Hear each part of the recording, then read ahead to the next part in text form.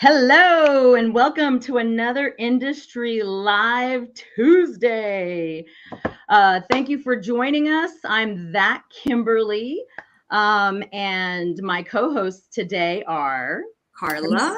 Again, hello. And Sochi. We are here live sharing all things multifamily, trying to bring you as much valuable information as humanly possible. And today we will be chatting about generational hiring. Joys. Yes. It's exciting. We're having a little technical difficulties. Come on. Oh, there it goes. Okay. So, all right, are we back? Yeah, we're back. Go for it. Okay. All right. Well, again, like Kim said, we are live on Facebook, LinkedIn, YouTube, and Twitter. Wherever you're watching, please make sure you hit the subscribe button. If you are watching us today, make sure you comment. Let us know where you're watching from. And then if you watch on the replay, make sure you hit #replay. And then again, the goal of these weekly lives is really just to provide as much valuable information. So please share it with your friends and anybody that you feel like is going to take a lot from it. Yeah. And if you have a question, please leave it in the comments. We want to know what your question is. We'll get to it live. And if you want to be a guest, there is this link you can go to. There's also some other downloadable resources that are free, a newsletter you can sign up for, but all that information is in this Metro cool link down here that you should see. So please join us. Yes. But with that, we will jump right into this generational hiring. So I am a Gen X because I was born in 1973. Whoop, whoop. What generations are you all? We are millennials. Woo, true yes. Millennials in the house. True. Yeah. So what year were each of you born? 19. I'm 87. Ooh, okay. Yeah. I'm 89. So we're in the 80s. Little babies. Baby babies, yes. And Deb, who is starting a new gig. Shout out to Deb. Today is her first day. Shout out Deb. Hey. She is we like to call her a Zennial because she was born in 1980. She's right on that cusp.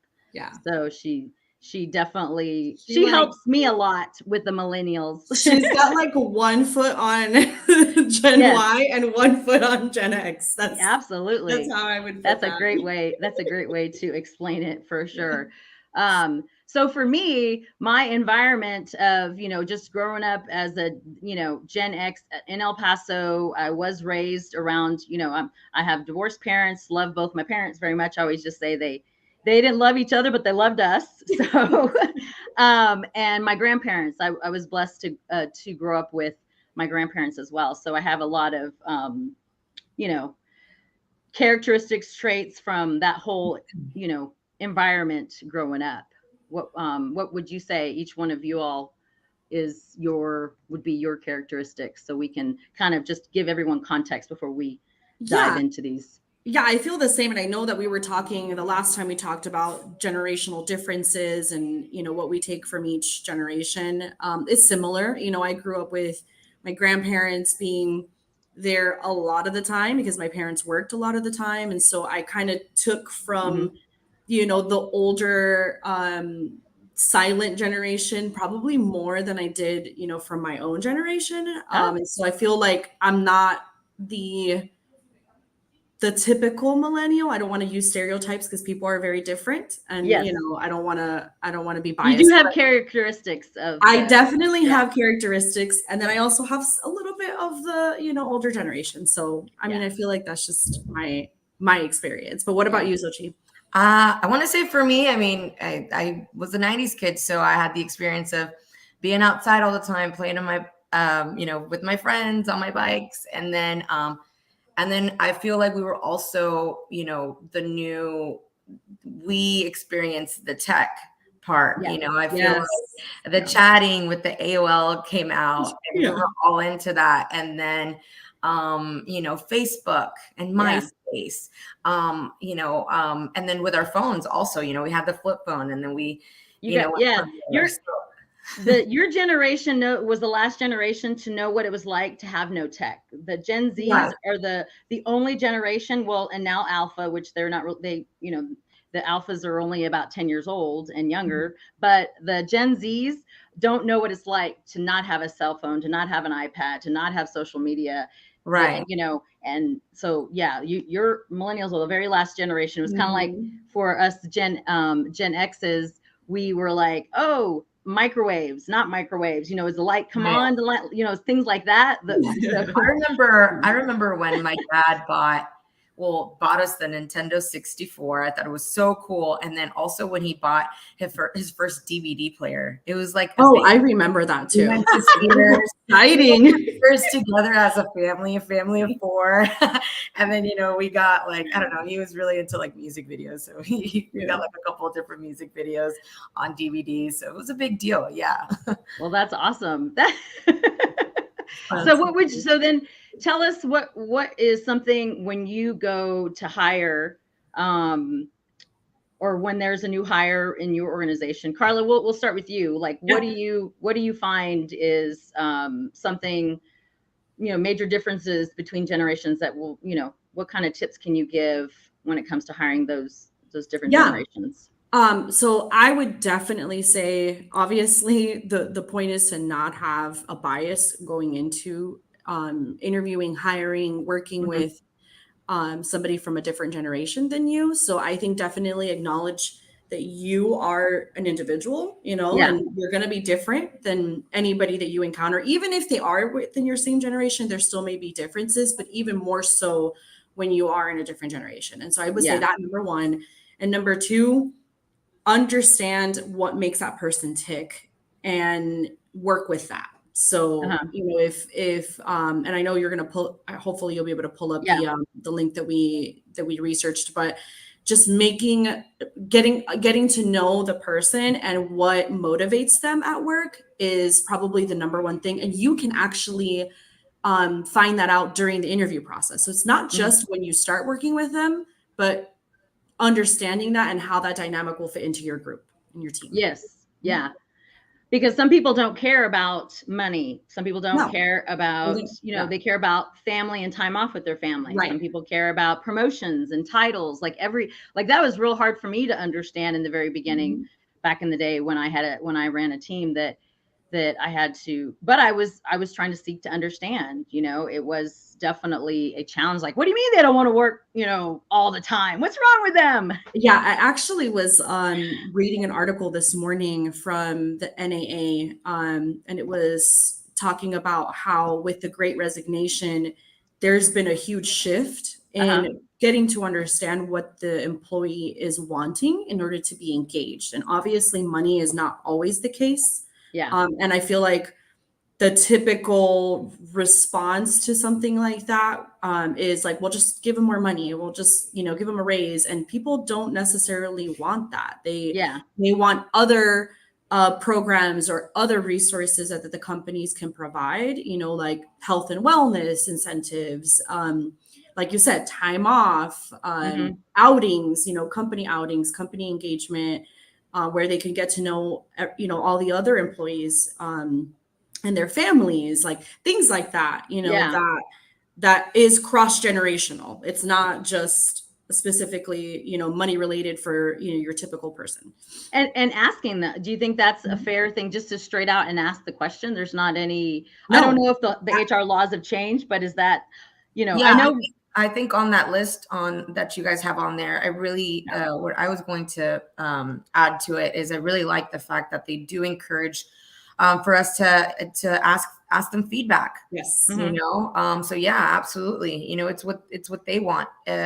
We need them, but really, what do we need to do? What do they want? Maybe suggestions, to where we can make it better for everyone, make it better for them when we want them to know that we care as well. Yeah. Yeah. So and making sure that we take serious note, so that way, if we don't have those things or don't offer those things, that you then can figure out, well, if more and more people are asking for, I don't know, health and wellness as a priority, then maybe that's something that the company should look into doing, because that makes a healthier environment. I do want to add something and kind of a plug for Portico, because I feel like they do this really, really well. We have a annual process where we literally, it's an open form. It's not like an employee engagement survey, which we do that too, but we just ask for feedback, the good, the bad, the ugly. What can we improve? Suggestions, what are we doing well? And we just, like an open forum, sit down as a leadership, our executive level team, our regionals. We sit down and we go through every single one of those comments. Is there a tool you use? No, we just use a Google form. Okay. Google form, people. Your name, if you want to keep it anonymous, you can keep it anonymous. Yeah. If not, tell us, what you want us to change. What can we do to improve? What can we do to make things better for you? And we legitimately review them. We don't just do it to say that we're doing it. And so, and we've made changes. We've made changes to policy for that. That's awesome. As a result of it. So I think that's important for companies to do. Well, yeah, it's important to maintain.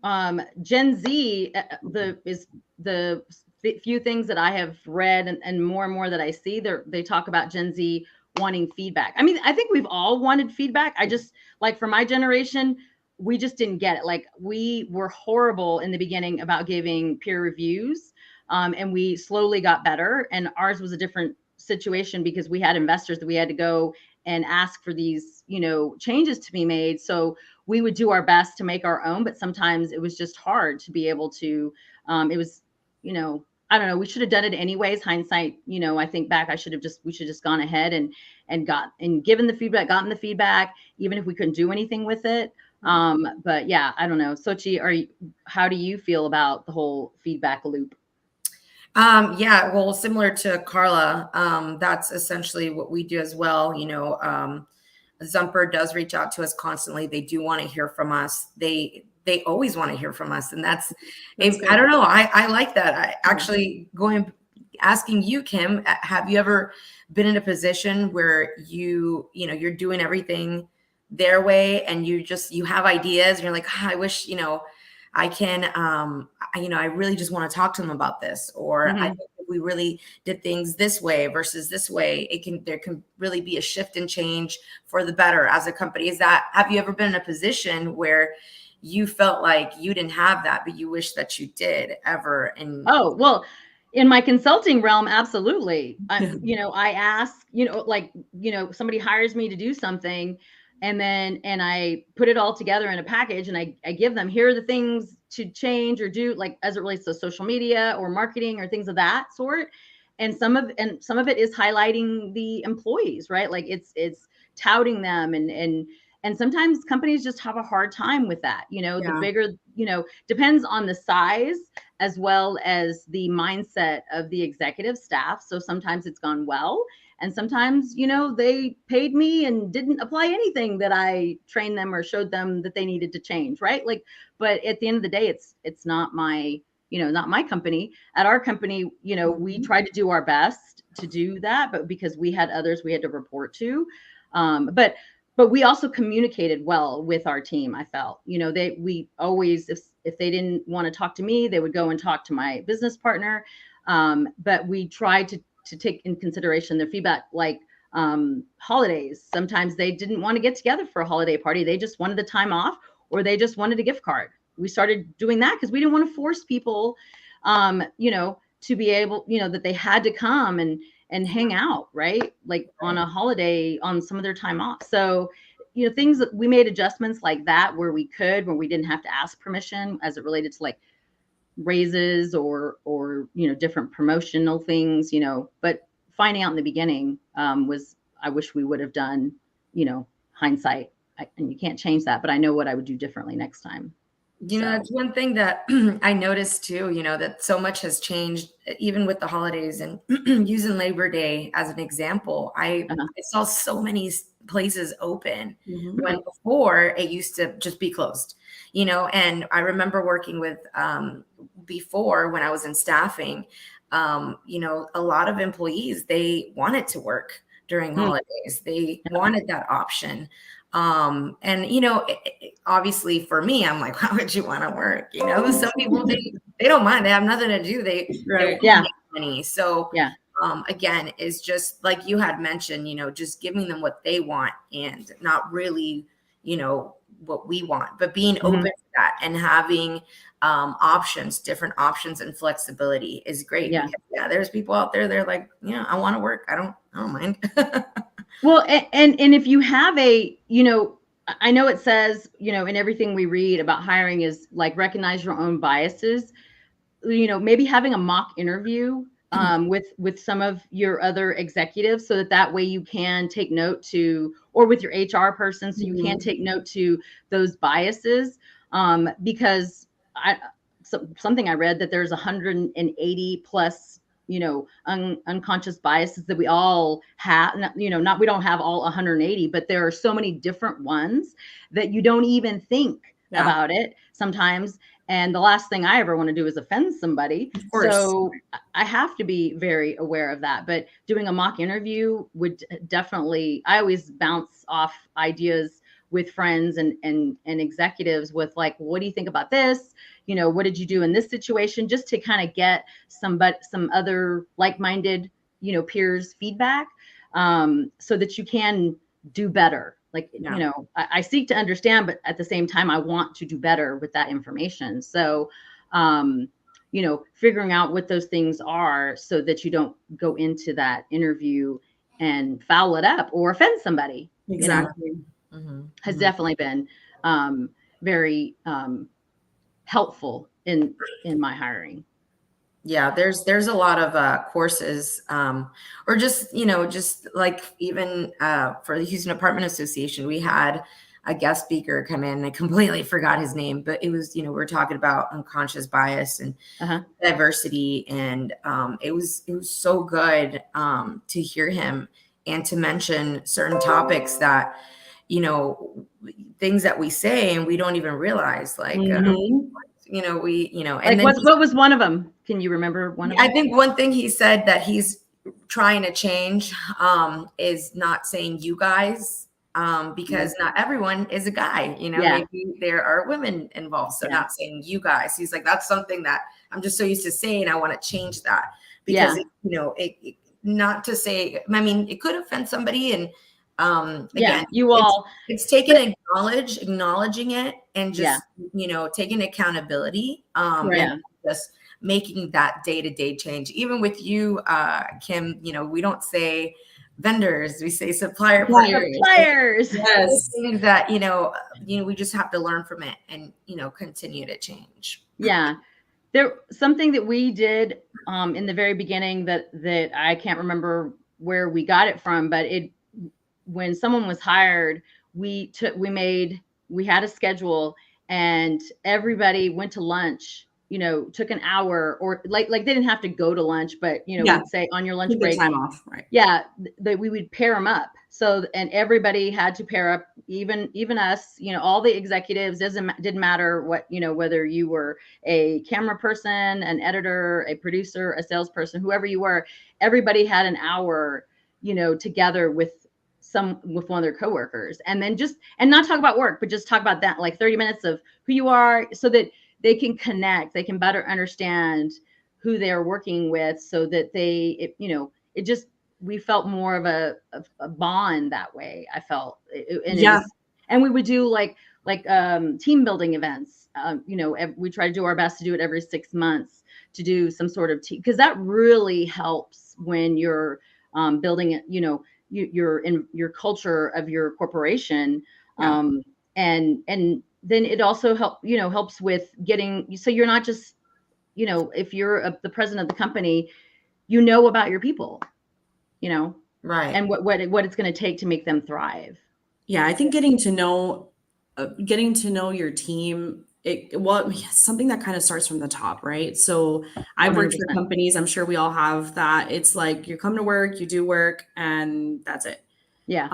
And I've worked for companies where the president wants to meet every single person on the team and knows them by name, knows their kids' names, in some instances knows their spouse's name. Like, Yeah. it's, the difference in dynamic in between both of those settings is so apparent. Like, Yeah. and it translates into into the team and how they relate to customers and other, external or internal customers. And so I think going back to what you were saying, one of the points in that website we were looking at, I think it's number 7, that talks about getting people together, arrange for people from different generations in your company to get together, whether that's a picnic, whether that's team building, whether that's an annual event of some sort. I mean, it's so important for your teams to get together, especially if you're in different regions. Yeah. That way people can get to know each other and they can be united, in their differences. So, and even if you're so big, it's such a big corporation that you can actually, there's still things that can be done regionally. Oh yeah. Where, and it's, or messages, now with Zoom, it does make things so much, you can connect, not as personable as you'd like to, but at least they see your face, you see their names, you remember their names, you can, there's icebreaker games you can do, but there's so many different things that to help the, I think it's going to be very important to help with Generation Z, especially because they're from they're from a technology generation, right? And they want that feedback. They're hungry, and they're going to change they're going to change like that. They're going to quit if you don't seek to understand and make it an environment that makes them want to stay, right? Exactly. Yeah. And then definitely learn from each other too. Let's be open-minded. Let's learn from each other. Let's be patient with each other. Yeah. Let's be patient with each other. Patience is absolutely key. So that way you can notice when someone, like number 8, you notice increasing frustrations and conflicts in the workplace. So, when you're having when your teams are on, vibing and having a good day, you can absolutely feel when they're not, right? When you're when you're dialed into them, you can absolutely tell if it's not a good day for someone, right? Right. So and being okay with them not being okay, and you being as the leader being I'm not saying you're gonna sit down and seek them to give you counseling advice, but just oh, today I was on the struggle bus getting to work, so that they just know, you're not having a good day, and it's okay to say something like that. Maybe that is a key code word, is what we always used to say, what's the code word, right? So that somebody knows not to get in your space or not to be overly, if you're snappy. I used to tell people that, hey, look, I had a bad meeting with the client, giving them a warning ahead of time. Giving them a warning. Oh, 100%. Right. Okay. By the way, if I'm being like this today, I apologize, and kind of telling them ahead of time so that if something happens, you're like, oh, okay, I know. Don't take it personal. So you don't offend anybody. And I think that's what I like about my favorite thing about the new generation is they're really open about that. Like they super want sensitive. To be transparency. Correct. They're sensitive, but they're super open, and they are super transparent, and they all are about collaboration. Yes. Which it took millennials to teach me about collaboration, right? Like to be okay with let's do this. Let's get together, and it doesn't matter. For me, titles and credit hasn't always been the most important thing in my life. It's nice to be acknowledged, but I think as coming from the Generation X, we were used to not really being, we commanded the attention, and I have to understand that I don't need to do that, that I need to seek to understand, and I definitely feel better when I'm in that collaborative space with people, for sure. Agreed.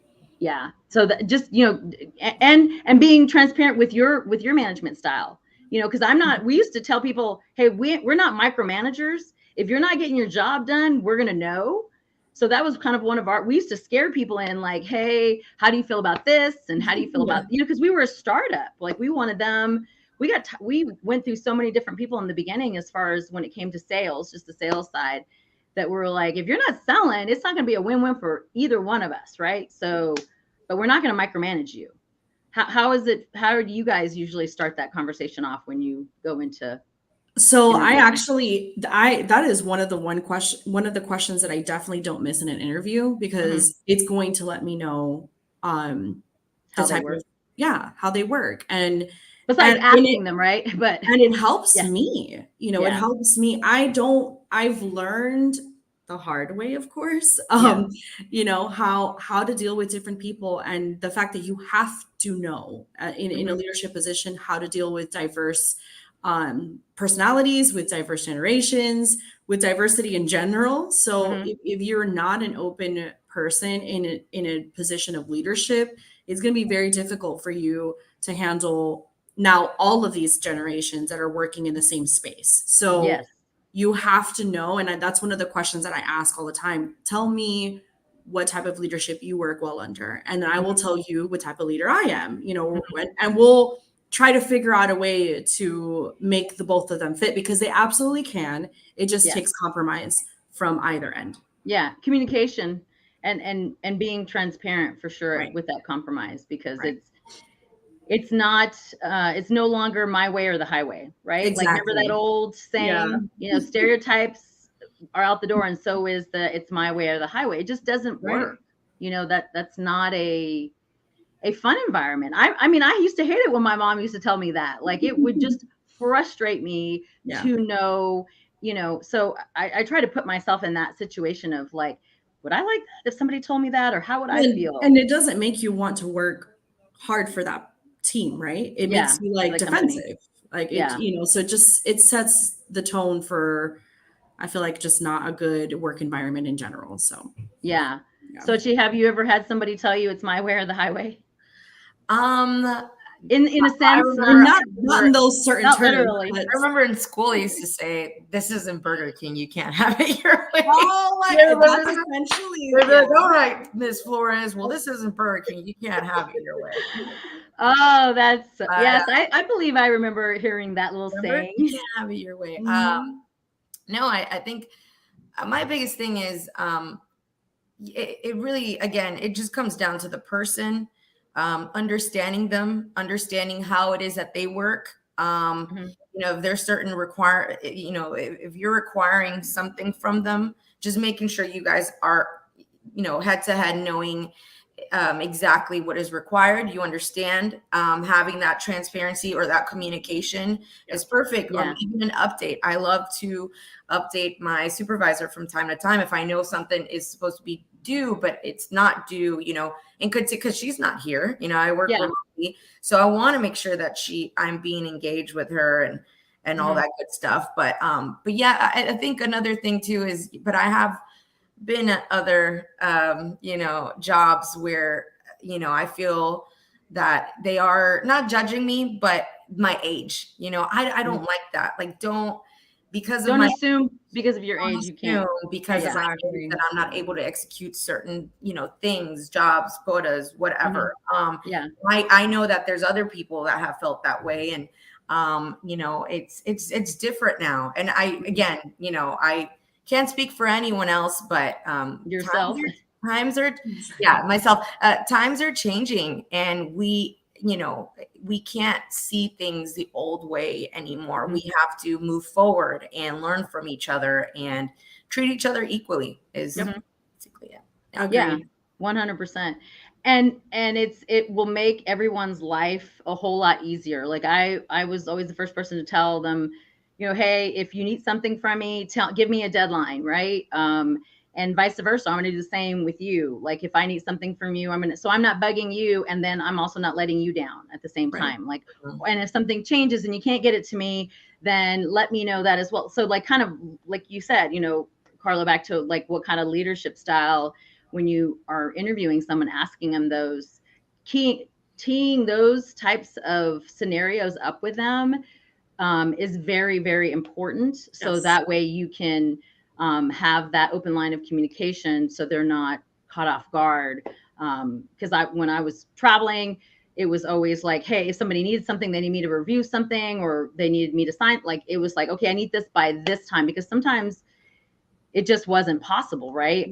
And so we just make arrangements and trying to figure it out. But it is we've been kind of going through this article. I just want to tell everybody it's on managementhelp.org. Under your the article was, hold on, let me Understanding generational differences. I think yes, here, I'm going to add it to the stream just so you guys can see it before we jump off, before we start wrapping up. But it's definitely great information to read. There's lots of extra articles that take you, I mean, you can definitely get down a wormhole, just FYI. That's what happened to me when I was. There's a lot of good information on it. Yeah, but but also just think back to your think back to you. Think back, how would you put yourself in that situation? How would you feel is what I always think to myself. How would I feel if somebody did X, whatever it is? How would I react? What would I say? And then just seek to understand and ask the questions. Don't assume if you have any kind of conflict. Don't assume. Right. It's super important. We all believe that, right? So absolutely. We are gonna wrap this up today. So I thank you, ladies. Do you guys have any outgoing comments or thoughts on all this before I tell everybody? I would love to hear if anybody has any experiences or maybe something else that they didn't see on the list that we went over. Yes. That would be super helpful. Yeah. Leave it in the comments. I did get shiny pennied this weekend, so I didn't get the generational poll out on LinkedIn. So my hope is to do that. Folks, we are here every week, and we're not, we're just sharing and collaborating. It is not a paid gig by all means. This is what's an effort? A labor of love. Labor of love. Labor of love. Yeah. So leave your questions. Like, Carla said, if we left something out, something that has been helpful for you as you've hired in your career. But yeah, if you want to be a guest and have something to share with us, please email us, beonindustrylive@gmail.com. And I'm going to throw back up our little link that allows you to also schedule or email, but also download and sign up here at this link. And again, we will be back next Tuesday at 10:30. We're here. If you do catch us on the do catch us on the replay, put hashtag replay and what city where you watched us from. If you got a question, tag one of us. I'm having issues trying to get to our comments on LinkedIn after the live. I don't know what it is. I'm gonna have to go read up on what LinkedIn changed. So just being transparent, people. So if we don't respond, please tag one of us. Yes. So that way we see it immediately, because it can be difficult. We got a lot of great comments afterwards of our last live on Generation. So we are going to put that poll out for the young lady who asked. It's on my list, I promise. So yes. So thank you so much. If you want to see some past episodes, you just put hashtag industry live in the browser, wherever you're watching it from. Yeah, the Google. Google. The Googler from a friend of mine's mom. She used to call it the Googler. Yeah. Google. Yeah. My dad, that internet, can you get on the internet for me, hun, and look this up? I love it. Yes. So I appreciate you ladies so much for joining me today. Yes. And good luck to our other co-host, Deb. We can't wait to hear all the exciting poo prints, what they're doing over there. Yes, and yes, until next week, remember, sharing is caring and mean people suck. That's right. Bye, y'all. Have a good Tuesday. Have a good rest of the week.